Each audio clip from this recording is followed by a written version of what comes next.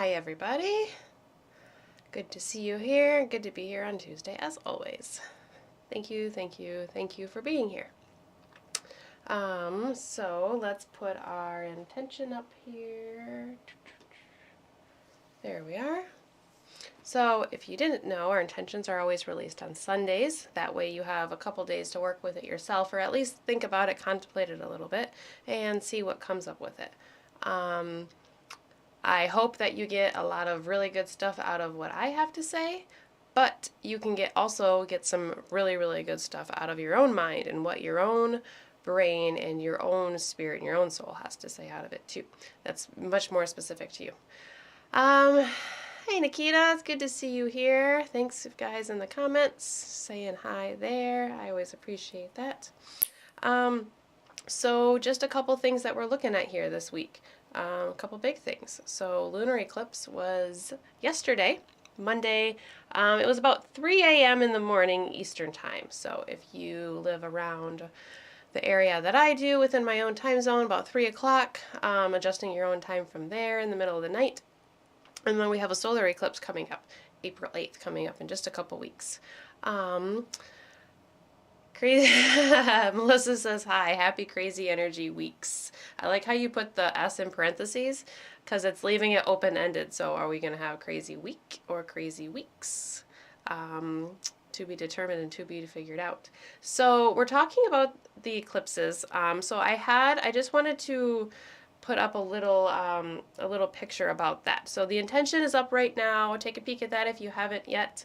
What has been out of sight will come to light. What has been out of sight will come to light. We'll come back to our intention here, but we're going to pull that down for just a moment. And then I'm going to put up a different graphic here. Okay, so here is a picture from timeanddate.com. Quick Google search brought me both of these images.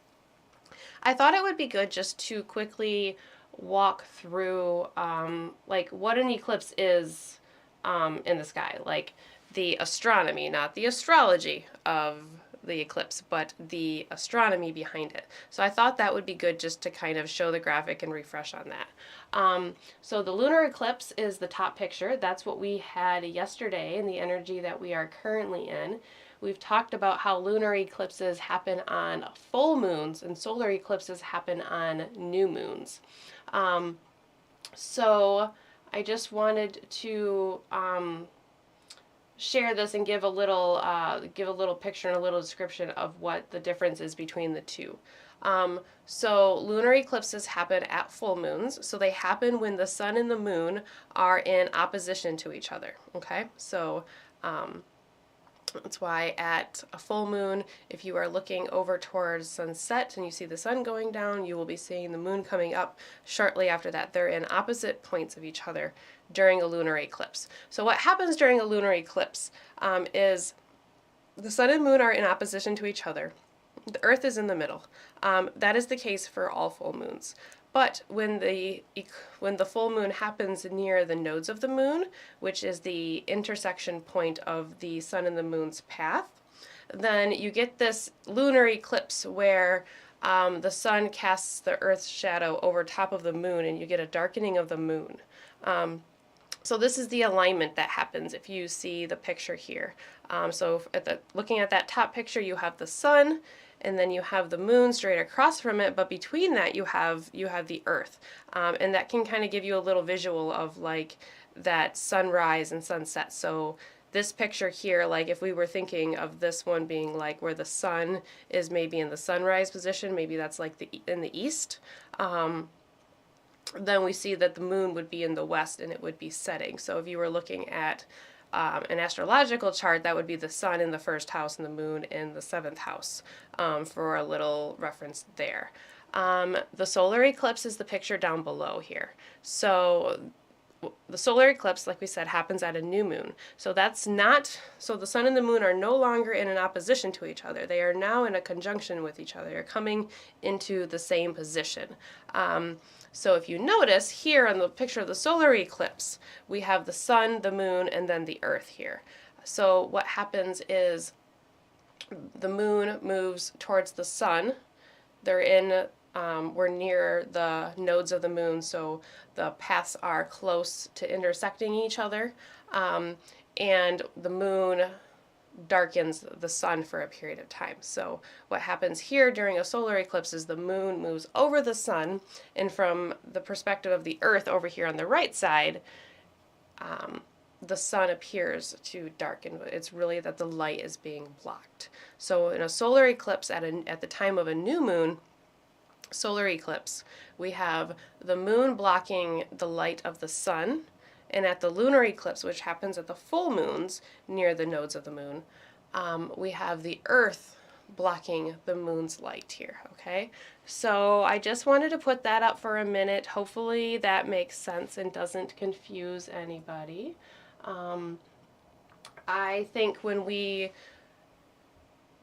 understand like the workings of it, and maybe this is stuff that you already know, maybe this is just total review, and that's great, but maybe there's some people that don't quite understand it and the graphic helps. Again, these pictures are just from timeanddate.com, and actually if you wanted a further explanation, the web page that these pictures are a part of, if you just Google like what is a lunar eclipse or what is a solar eclipse, you'll see the articles from Time and Date pop up pretty close to the top, or if you click on images, you'll see these exact images, and then you can click to the page from that too.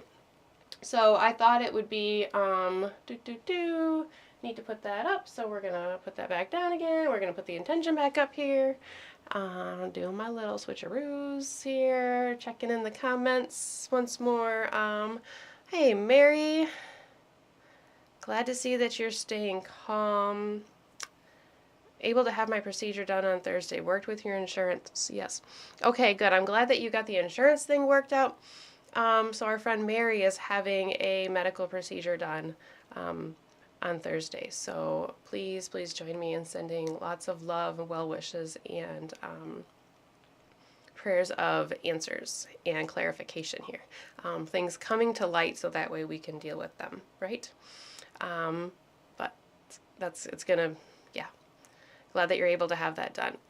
Melissa just taught this, loved it. Yeah, so Melissa's a teacher, teaches 6th grade, right? Yeah, Melissa teaches 6th grade, and she says she just taught this to her kids. So I love that. Yeah, so just that quick explanation of what the eclipses are, just for a little refresher.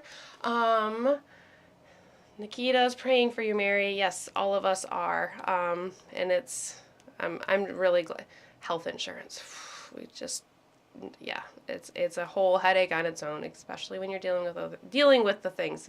Health insurance should not be an issue, but another conversation, huh? Okay, so what has been out of sight will come to light. So we had the lunar eclipse full moon yesterday. Hopefully you got to see that big, beautiful moon, even if it wasn't at the time of the eclipse. There was a lot of rain here, so I wasn't able to see it really. Both days that it was pretty full. I saw it a few days ago, but we had a lot of rain here, which we needed.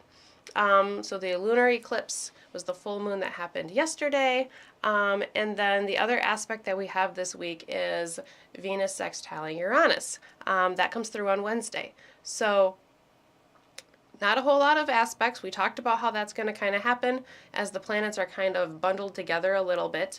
They're within just a few signs, but they're going to start to spread out as planets start to move into Aries here. So eclipses, solar eclipses and lunar eclipses, both of them. There's a light that's being obscured within an eclipse, right?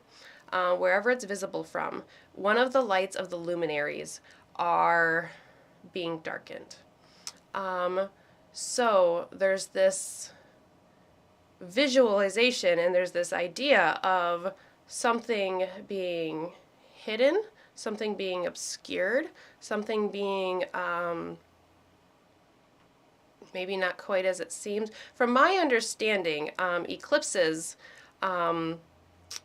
long ago were considered to be mostly negative omens, not necessarily positive ones. And if you think about it, in old traditions and practices and communities, if the light that is guiding, whether it's the sun or the moon, the light that is guiding that period of the day, if that light starts to go away, and that is the constant, even though the moon changes with its changes within a constant pattern, if that if that light starts to go away, and there's a darkening, and you look at things as signs, symbols, omens, I could see where, like, the darkness creeping in seems like a not so positive omen. I don't know for sure that that was like widespread, but from what I have heard through stories and practices and things like that, it seems like mostly it was considered to be a less positive omen. But the idea here is that something is being obscured. There's a light that is being shadowed, but then that light comes back shortly thereafter. It's just for a short period of time that light is out of sight, but then it comes back to us. And then this being a lunar eclipse, solar eclipses, new moons, seeding points, but being that the sun and the moon are together, we have this more solar expression. Sometimes it can be more outwardly, where a lunar eclipse, dealing with things of the moon has to deal with our emotions. It deals with our environment. It deals with our inner thoughts and our inner processes. It deals with our bodily things, our bodily functions and our bodily emotions, all these things that are within our own being, where solar things, sun type things, are more widespread. Think about the light of the sun and how far it spreads, where the light of the moon is a little bit more contained. So I'm looking at this idea of things kind of coming to light coming from within. They can have external sources that are interacting with them, and things that are happening from out here. But it's like with the lunar eclipses, full moons can often have high levels of emotions, high reactions. Ask anybody that works in the medical field or in schools or anywhere with these big groups of people that are like in one area. I'll attest to that as somebody that's worked in the healthcare field for a long time. Things are heightened at the time of the full moon. So it's like there's this within our intention here, something coming to light, something that has been out of sight coming to light, but maybe from something from inside of us, whether that is physically dealing with our body, whether that's emotions, whether that's a drive or a motivation, something stemming from within us here a little bit. And then with the aspect that we have going on this week, Venus sextiling Uranus, what has been out of sight will come to light. So Uranus is not going to, we all know that Uranus is not a planet that's going to hide anything, right? We've talked a lot about Uranus lately with all the aspects, and with Jupiter and Uranus coming together in Taurus next month. So those sudden surprises, those sudden breakthroughs, that rebellion, that going against the grain, that standing out surprise thing. Uranus is not a planet that's going to sugarcoat things. It's not going to keep things in the dark. And so Venus sextiling Uranus following a full moon eclipse, a full moon being a time of the height of the moon, so the height of our emotions, the height of our body, the height of our environment, all of these things that deal with our own little space here, coming off of that high energy of the eclipse full moon.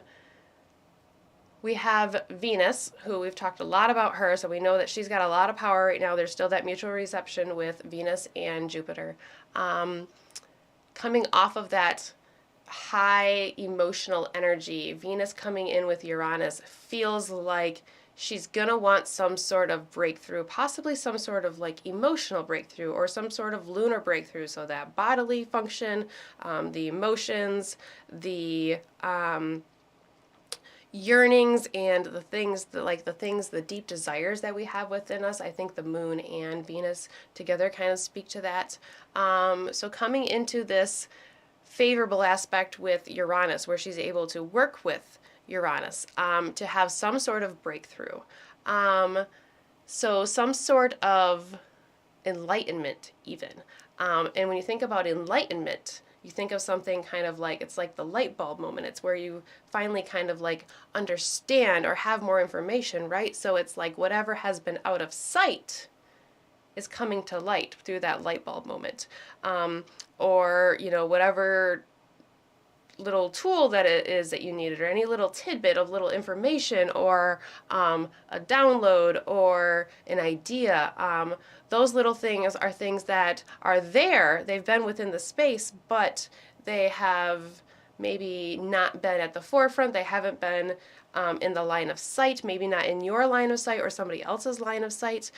Venus and Uranus coming together in interaction could make us want to have some sort of like emotional breakthrough, some sort of relational breakthrough, some sort of breakthrough of,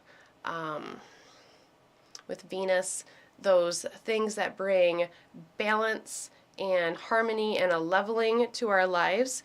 Venus isn't all just love and romantic relationships. It can be all of those very nice, pleasurable things. Think about Libra, which is where the lunar eclipse is, where the full moon was. Think about that balancing and that leveling of the scales. It's not all physical like Taurus. There's that air mental part of Venus as well.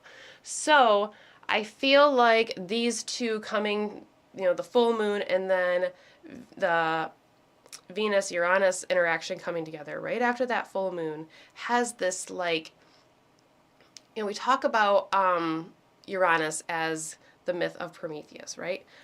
You've heard me say this before, where we have Prometheus is the god that stole the metaphorical fire from the gods and brought it to man. So this is the enlightenment, this is the knowledge, this is the information, this is the breakthroughs and the downloads that come through. It's the information from up here, from the ethereals, from the gods, that Uranus brings to us in this form of fire, this form of passion, this form of drive, this form of things coming into our being quickly.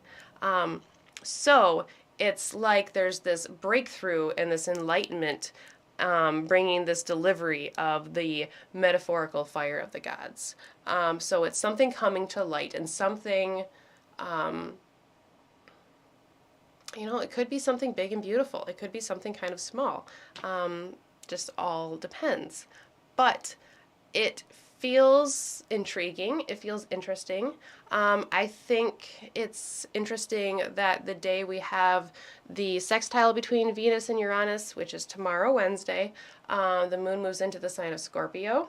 So this is a kind of dark, hiding in the shadows type sign. It's the sign that looks into the crevices to kind of investigate, can be a little mysterious, can be a little bit suspicious. So I think that that kind of adds to this, like, what has been out of sight, what has been maybe in the shadows might be explored and maybe brought to light somehow. Not necessarily that, like, brought to light, like, on display, but a focus brought to it. It's like shining a spotlight or something like that on it. So yeah, those are the aspects that I was looking at. I find it interesting that the eclipse, the lunar eclipse itself that we just had, was sandwiched right between the Venus sextiles. So last week we talked about Venus sextiling Jupiter. This week we're talking about Venus sextiling Uranus. So, you know, like, even though this this intention, what has been out of sight, will come to light, it can be a little, like, maybe a little intimidating. Like, I honestly at first was kind of, when the intention kind of came about and formed, I questioned it for a moment because I didn't know if it was too provoking, too provocative, what it might bring up for some people, might, maybe like, I don't know, I didn't want to invoke any sort of like fear or anxiety or like discontentment or anything like that. But these are areas that Scorpio explores. So, as the moon moves from the sign of Libra into the sign of Scorpio, we have that kind of depth of mysteriousness to it. The sextiles to the sign of Taurus, I feel like that brings a little bit more of a positive working towards what we've been building towards this grand Jupiter Uranus conjunction that we have coming up here on April 20th. So it feels like it kind of like what has been out of sight and what will come to light needs to come to light in order to move on to the next step, on to the next phase here. So hopefully this intention is provoking and a little bit provocative enough that where it just makes you think about the things that could be in the shadows, rather than being fearful or too extra hesitant or anything like that. I'm going to take a peek at the comments here really quick because there's a couple and it's been a minute.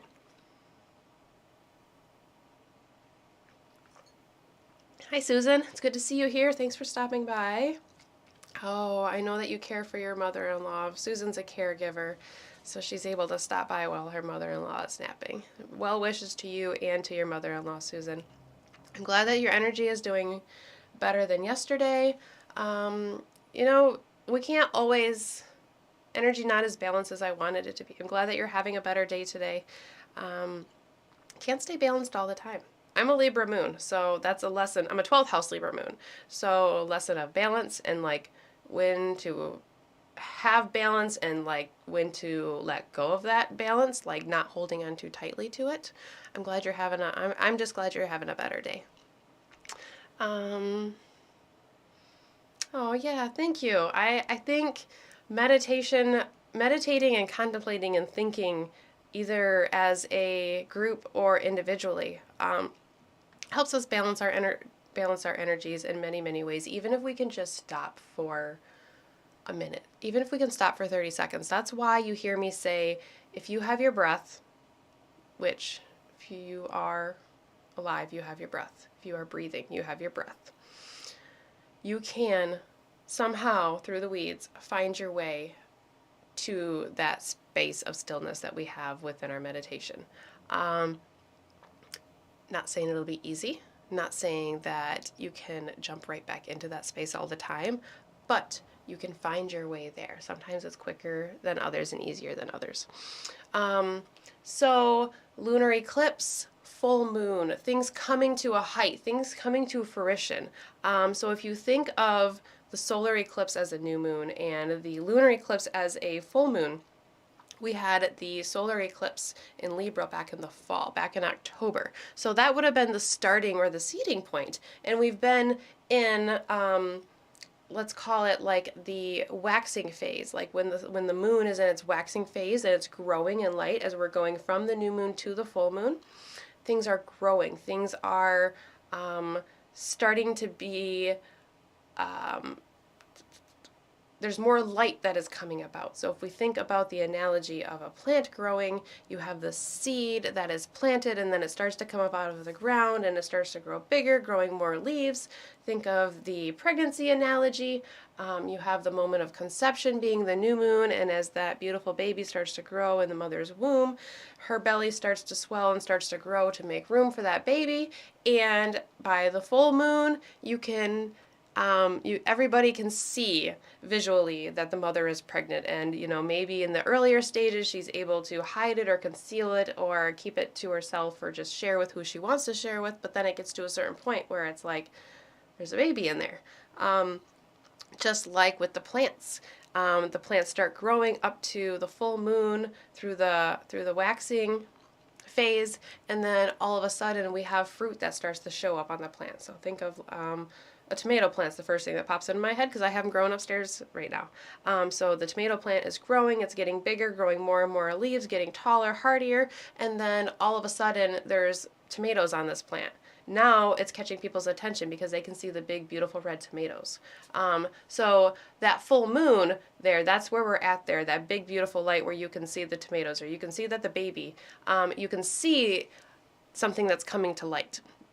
These cycles for for eclipses, there's many different ways we can look at it. So we can look at it in 6-month intervals. So that would be the new moon to the full moon, like where we're at now. You can look at 18-month cycles approximately, and that is the entire time that the lunar nodes, so the nodes of the moon, are within those two specific signs across that specific axis. So we would be looking at right now the period where the nodes of the moon are in Aries and Libra, because that's the axis that our eclipses are falling in right now. You can look at 9-year cycles, which are the nodal reversals. So 9 years ago, we had the North Node in Libra, where right now it's the South Node in Libra, and we had the South Node in Aries, where right now it's the North Node in Aries. That's a halfway point. That's like a full moon of a longer cycle. So that's things coming together, things coming together for the next phase of what everything has built up to, coming up to a height, up to a fruition. And then we have 18-year cycles, which is the nodal return. So 18 years ago, I know where these years are because they fell pretty squarely in my life. So then you have an 18-year cycle, which is where the nodes come back to the same sign, to the same position. So 18 years ago, which was 2006, the year that I met my husband. In fact, it was right around the eclipses times too, which was really, really cool. So in 2006, we had the North Node in Aries, and we had the South Node in Libra. Same places that they're in right now. And you can look at the eclipse cycles in these ways. All of these different ways that you can see how it's kind of been playing out within your own life. So if you look back to 2006, where the nodes were in, the North Node was in Aries before, South Node was in Libra. It's like you've had, for the last 18 years, you've had a whole cycle of whatever started, whatever was seeded in 2006. Now you have a new cycle that is starting, maybe similar, maybe about something different. You're on a different path of your life now. Things are different than they were 18 years ago. So like for me, in 2006, right around the eclipse time, I met my husband. We started dating. We were teenagers. And then 9 years ago in 2015, we relocated, moved across state, got ready to buy a house and start a family. So, like everything that happened through our lives together, from the time we met, where we lived on the east side of Michigan, until 2015, where we had the nodal reversal, which was like a heightening and a wrapping up of things. So all of that life there, kind of, all of that building came to a halt, and then we started a new building in a new area where we started our family and all of that. I can definitely say that within our lives and our relationship, it feels like we are starting a new cycle of some kind right now. It happens, I think, pretty squarely and pretty like remarkably in my own chart, or within my own life, because those nodes are, Aries and Libra are angular for my husband. In my husband's chart, it's 4th and 10th house, and Libra is where my moon is. So I think that's why this stands out specifically for us. So that was just a little example, just to kind of show you how you can track that. What has been out of sight will come to light. I think I like this intention. Maybe it's a Scorpio rising in me, but I like the idea of something that hasn't been within view, something that hasn't been in a focus, showing itself, so that way we can move forward with this new cycle that we are starting, or with this new phase, depending on where we are at. So if we're looking at like October to now, then we're looking at a new phase within the cycle. If we're looking back, like what has happened within the last 18 years, and then now we're starting a new cycle here. You can look at this different ways in your life, but it gives us an opportunity to see, you know, where things are working and where things aren't working, where we can make some improvements, where we can continue that balance of Libra, where we can move forward like Aries does. And I like that. So, coming with the sextile coming off of the lunar eclipse, I was talking about emotions and heightened feelings, and awareness and things like that. And then pulled a card right before. I always pull the cards just a few minutes before we start our meditation here. And what came up for me here was, it's a little hard to see, Ace of Cups. Look at that cute little dragon with his little heart there that he's making with his body, with his one cup that he's focusing on. Cups, relating to water, relating to emotion, relating to some sort of collective energy that is within us. The ace here, the start and the initiation of something. So, you know, like whatever comes to light, like I said, there's a lot of emotion. There's a lot of cups. There's a lot of water in the chart right now, and especially with this eclipse, I've heard a lot of people talking about a lot of emotion lately. Things being a little bit off balance, kind of like Susan said in the comments. So I saw this card, and at first I just kind of smiled at it for a moment. But it really feels like those Venusian, those Venus aspects that are sandwiching the eclipse. It feels like that's what this is speaking to. It feels like it's speaking to some sort of something that is going to allow you to have a new watery emotional start of some kind. Not saying that it's inherently good, inherently bad, or anything like that, because it could be either, it could be both. But with the lunar eclipse and the Venus-Uranus aspect that we have, there could be a lot of emotion. There could be a lot of stress, a lot of tension, perhaps with things coming together. And the Ace of Cups is telling me that there's going to be something good that's going to come out of this, that's going to help your emotional body, your collective body. So maybe the things that show up, you know, maybe they're not inherently just dealing with just us. Lunar things often come within us, but maybe they are going to have some sort of collective level to them. That's the feeling that this gives me here. So I always think it's nice when we get the ace, especially when we're talking about like new things. So, you know, things coming to light, something not necessarily new, but something showing its face.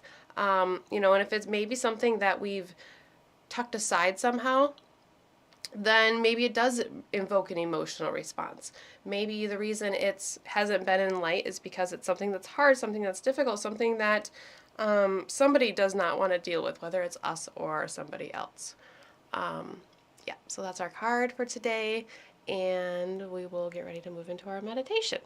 Hopefully you're following along with the aspects and how this relates to the intention, because I kind of followed a little breadcrumb trail myself here. It's a little different. It's a little obscured, kind of like an eclipse. It's a little bit foreshadowing, like an eclipse. But it's something for you to work with, leading towards towards the future, towards these breakthroughs that are coming through in the sign of Taurus in your life, even though the eclipses are in Aries and Libra. Okay, a couple comments here, I think. So let me look. Susan. Oh, Melissa, you pulled the Ace of Cups today too, and the Empress and the Sun. Wow, that's some strong energy together, all three of those cards. So let's do some contemplating, huh? Let's think about what has been out of sight that will come to light. Oh, 2 minutes ago, so you literally just pulled those cards? That's even better. I love that. We are on the same frequency here. So I'm just cultivating a little energy here within my hands because it feels like the right thing to do. Sometimes I do that where I just kind of rub my hands together, and then you can feel the energy. Feel free to do so yourself too. You can feel it coming off of your hands. Okay, so take one last look at the intention. What has been out of sight will come to light. I'm going to take that down there. I'm going to move this card aside, I think. Put it in front of me here. The crystals that I have on my table tonight are a hodgepodge of crystals that I took with me this past weekend to my first sound bath. And I actually went with Melissa, who's in our comments here participating with us. So my first sound bath experience, it was lovely, it was wonderful. I highly recommend you attending one of those or more because I know I want to go back. So these crystals are all the crystals that I took with me to the sound bath event, and I charged them at the sound bath. So there was a couple of them that were underneath me. We hung in these wonderful silk hammocks during the meditation and during the sound bath. It was just absolutely wonderful. So I had a couple of them that were underneath the hammock that I was in, and the other ones were all like nearby me in the hammock. So there's a few pieces of fluorite, there is some kyanite, there's some numenite on here, and there's a couple tiger's eye pieces. So these are the crystals that I had with me at the sound bath, and I've been loving on them ever since. So that's what we have as far as energy there, and yeah, let's get ready to move into our meditation, huh? So we have our intentional candle here. As always, it's white. Color of purity, color of clarity, color of amplification, a color that you can turn into any color you want it to be. This is a lack of color, right? White. So I want to give you as much ability within this meditation. That's why I give you the intention early. It's why I give it to you a couple days beforehand. That's why we use a white candle. That's why I've told you all, if you want to alter the intention and you want to change it a little bit, go ahead and change it. It's your intention.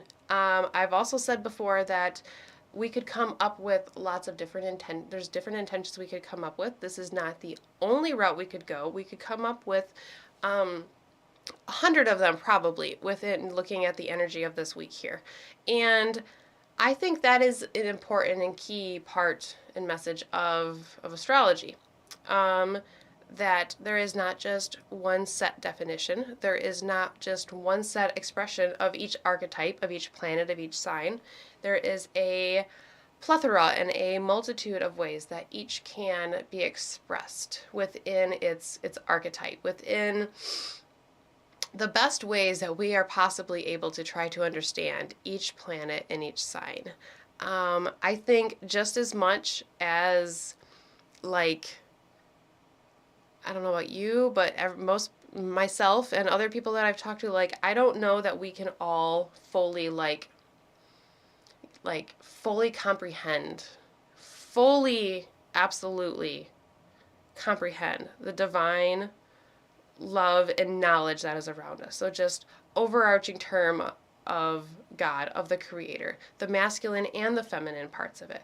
I have long said Father, Mother, God when I use that term. So, like, personally, as much as I have a personal relationship with that energy, as much as I look to that energy for guidance and lean into it and listen to that energy, I think there is still so much of that I don't fully understand and comprehend because my human brain just does not quite let us get fully there because we're in the human experience. I kind of think it's the same way with with astrology, with the planets and with the signs. Fully disagree with me if you'd like to. It's just my opinion coming to light here, but I think we can understand different ways, different parts of it, but to fully understand that energy, we would have to like experience that energy singularly. And I don't know that we're ever experiencing like just the energy of like Sagittarius. So like wherever Sag is in your chart, even if you have a Sagittarius stellium, there's other things that are going on. There's other energies that are interacting with you. So I feel like, yeah, I feel like there's a little bit of that like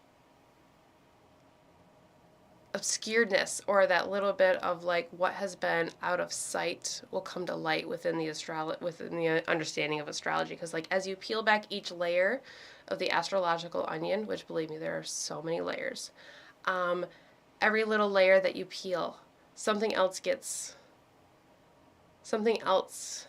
comes to light, something else gets revealed. And yeah, I think there's always something to ponder, to have it come to light, or come to more understanding or further understanding. It's just my opinion, my own little side trip there. So onward, on with our intention and on with our meditation.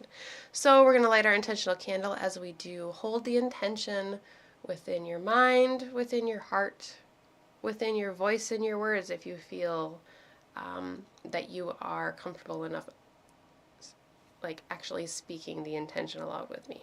So the intention, what has been out of sight will come to light. What has been out of sight will come to light. So I'm going to light our intentional candle now. Flame's going to ignite. The flame's going to grow.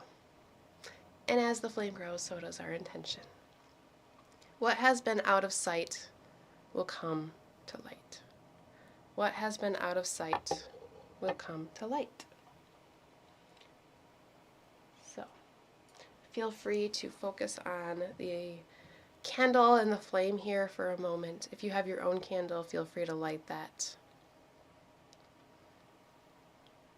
But focusing on the flame, focusing on our intention while looking at the flame. It brings a connection of energies, a connection from your own mental energy into the energy of the flame. Fire holds lots of energy, lots of power, lots of passion, lots of drive, lots of motivation, lots of go. Think of the fire signs. Think of Aries. Think of Leo. Think of Sagittarius. Think about the movement and the passion that can spread like wildfire. The optimism and the positivity that can spread like wildfire. The focus and the concentration that can spread. And bring that into your intention. If you haven't already, I invite you to find a nice comfortable seat, nice comfortable position. And if you're ready to go ahead and do so, feel free to close your eyes. If you're not quite ready to do that yet, that is okay.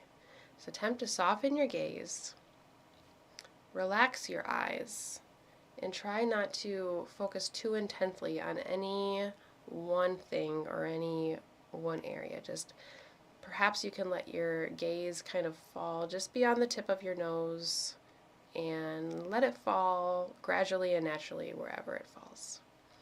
And whenever you feel ready, prepared to close your eyes, go ahead and do so. And as we start to come into our space of meditation,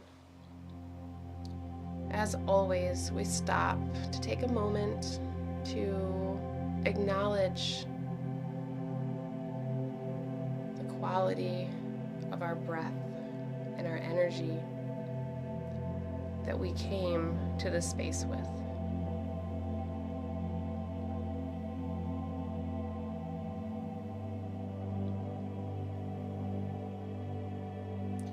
As Susan mentioned, meditation balances our energies, both singularly and collectively. The first step of balancing those energies, the first step of letting things come to light that have been out of sight, is acknowledgement and awareness.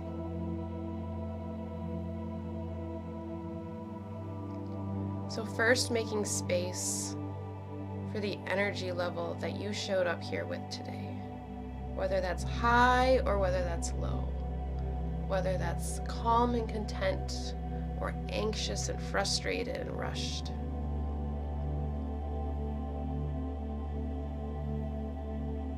Making space for your breath, for your energy level, and ultimately for yourself.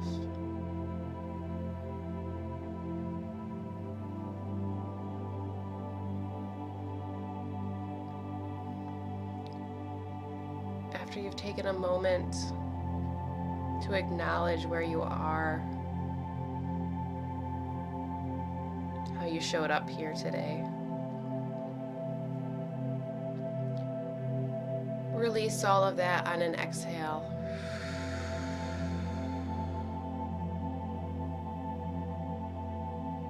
Bonus points if you can hear your breath.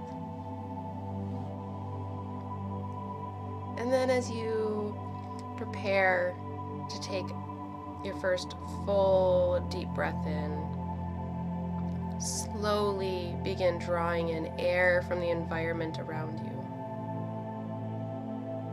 Slowly,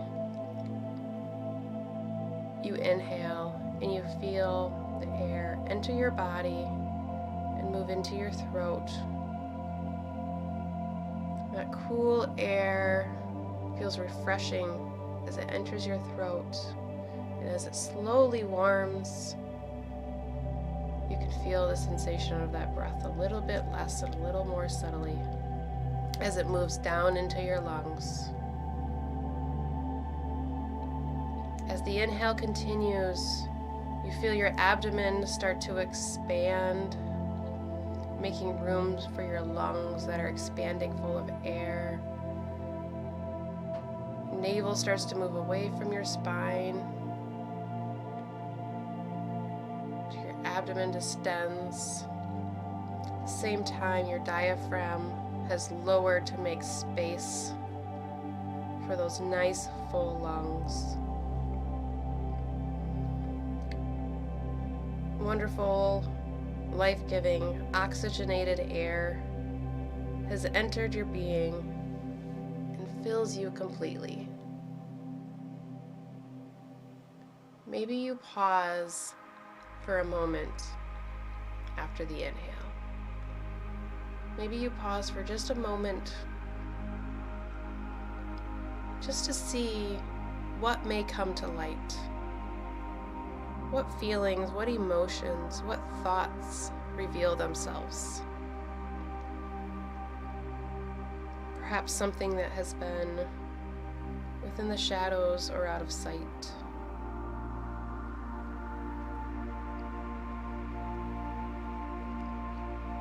And as you slowly begin to exhale, ever so slowly releasing the air from your lungs, diaphragm moves back to a neutral position. Navel moves back towards your spine to a neutral position as your lungs deflate, pressing all that air back out of your lungs.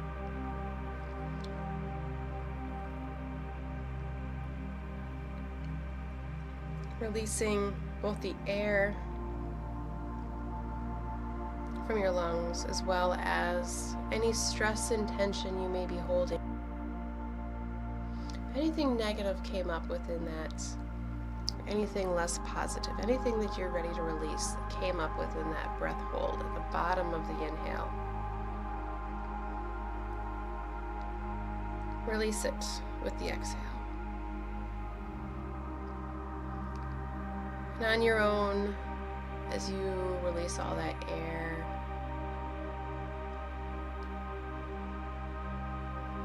your connection to breath that you have been building and working towards kicks in. Your body knows just what to do as you automatically start to begin your next breath in.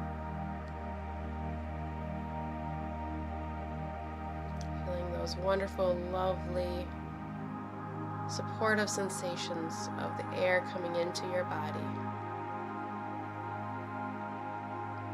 traveling across the inhale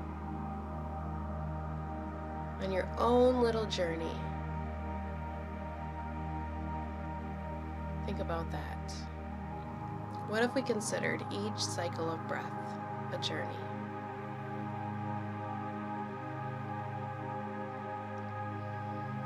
A journey of receiving and giving.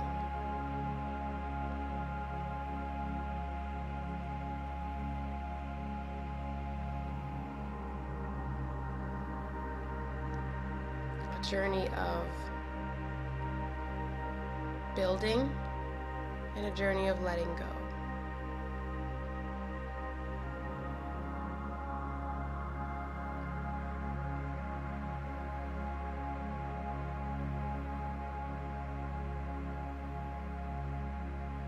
A journey of love, a journey of acceptance.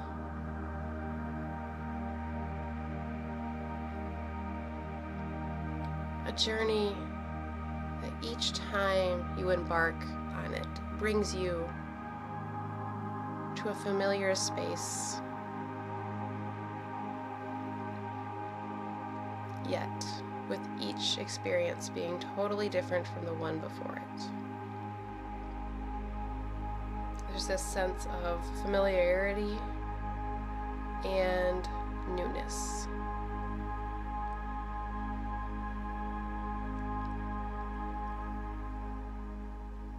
This sense of a cycle that continues, a long cycle that repeats, made up of many smaller, shorter cycles within that longer cycle of your continuous breath in and out. Smaller cycles of inhales, smaller cycles of exhales, smaller cycles of holding.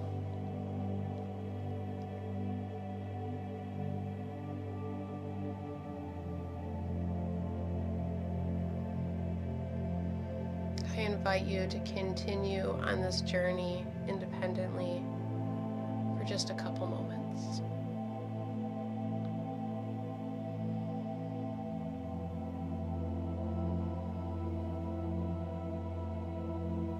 Follow the breath through the inhale and the exhale, like a path through the middle of the woods that takes you and guides you on your journey.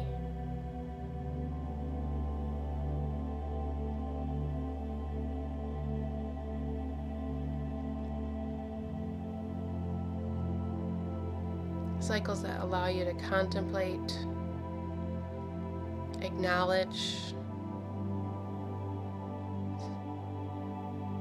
Cycles of the breath allow you to receive information, allows you to contemplate and see what shows its face. What thoughts, what feelings, what ambitions, what messages comes out of the shadows, comes out of our blind side, into our field of vision, into light.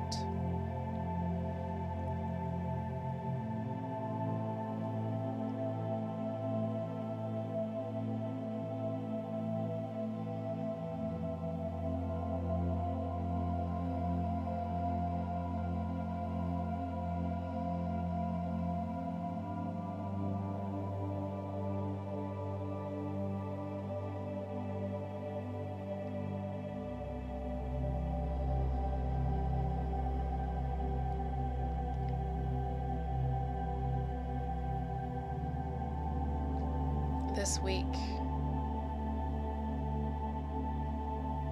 with the sun in Aries as the moon moved through Libra, coming in opposition with the sun, much like they do every month. But here they have a special meeting place. They meet where their paths cross, where the two luminaries, the lights that guide our world and our life,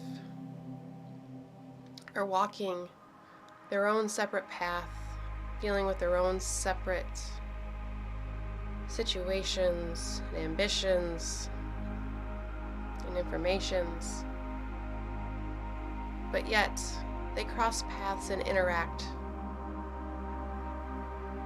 leaving an imprint on each other that lasts for much longer than the moment of that full moon.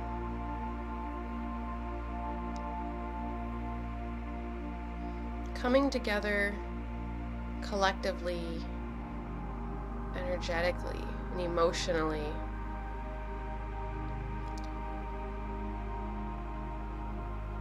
dealing with both the singular and the many, the individual and the group,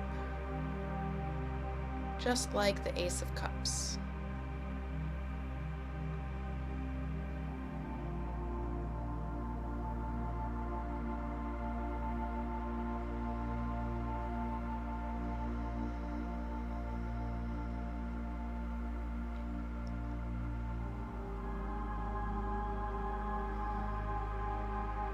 And although the moment of the eclipse has come and gone, we know that that which will come to light still will within its own time frame, within its own journey and its own story. In the days, in the weeks, and the months to come, as our journey takes us to where we are meant to go, we know that that which comes to light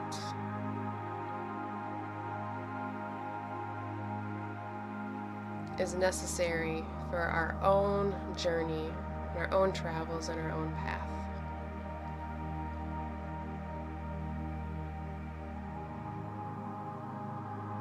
We know that what comes to light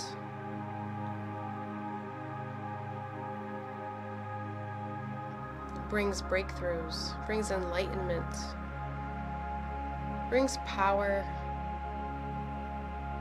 and ultimately blessings and abundance.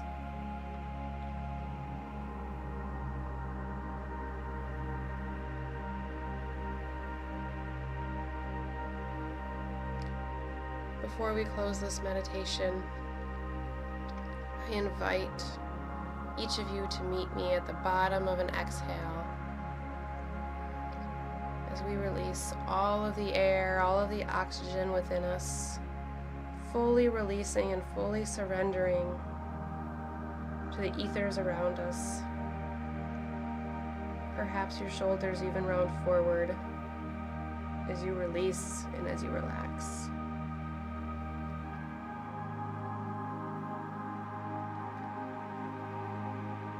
Before we close this meditation, collectively, we are all going to take our own journey through the breath cycle, individually, but also collectively as we do it together. So just as the sun and the moon are walking and traveling their own paths, they meet and they interact with each other. while still continuing their own journey.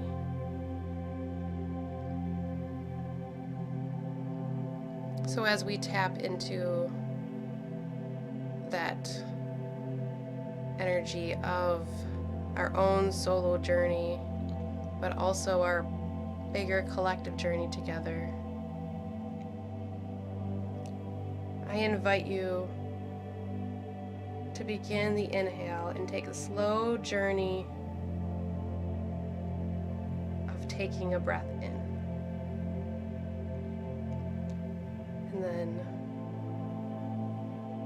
when you're ready, slowly completing that journey with an exhale. In your own time, in your own space, in your own energy.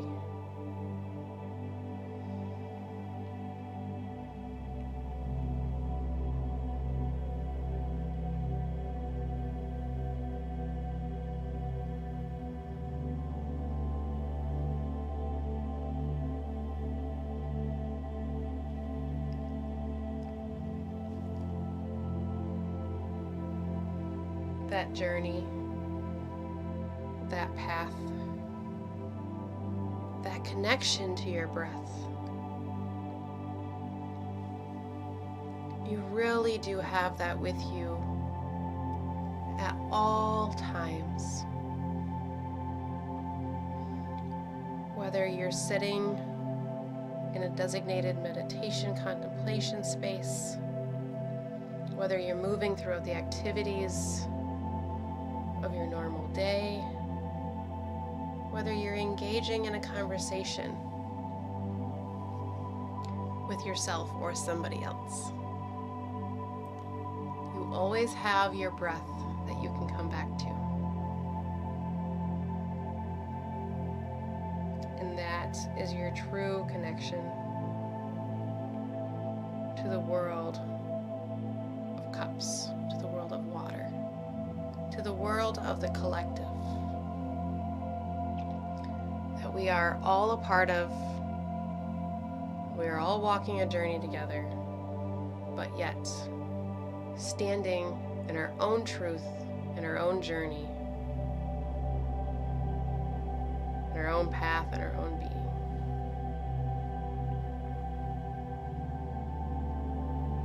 As always, I thank you. I thank you. I thank you.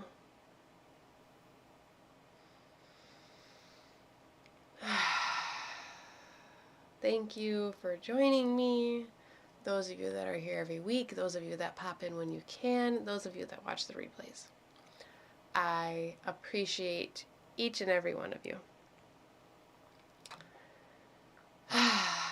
What has been out of sight will come to light.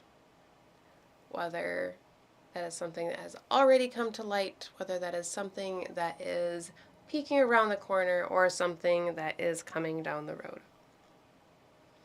As I mentioned, there are many different ways we can look at the cycles of these eclipses. We can look at the short term, we can look at the midterm, we can look at the long term. Thank you again. I appreciate each and every one of you. As we go into the days, the weeks, the months moving forward, as these eclipses play out, whether they have or already or are on their way, I hope that the journey is absolutely wonderful for you, and everything it is meant to be. And I hope that that which comes to light is wonderful and positive and loving. Not everything always is, but those are my wishes and my hopes for each and every one of you. Melissa, intense. Intense but amazing, huh? I like the amazing. I like the intensity too, because this intention is supposed to be slightly provoking. But in the end, it's supposed to bring, and it's intended to bring some sort of balance or some sort of leveling in the end. So, again, thank you, all of you. You can look for a new intention next Sunday for next week. Next week's intention will not hold the solar eclipse, but the following week will. So I'm sure it will be integrated in there somewhere next week, but the following week is the actual week that we will have the intention, because the intentions run from like Sunday to Saturday. It doesn't have to be that like cut and dry blank either. There's some variances and some overlay there.